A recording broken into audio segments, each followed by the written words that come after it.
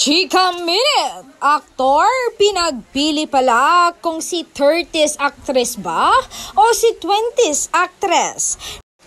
Nakapanayam kasi siya ng pinakamalupit na marites. Tinanong kung sakaling pagpipiliin siya ng management, si 30s actress ba o si 20s actress? Mabilis na sinagot ni aktor. Sa niya, syempre si 20s. Kahit sino pa itapat sa kanya, walang makakapantay. Hinding-hindi ko siya ipagpapalit sa iba. Mahal ko siya at mahal niya rin ako.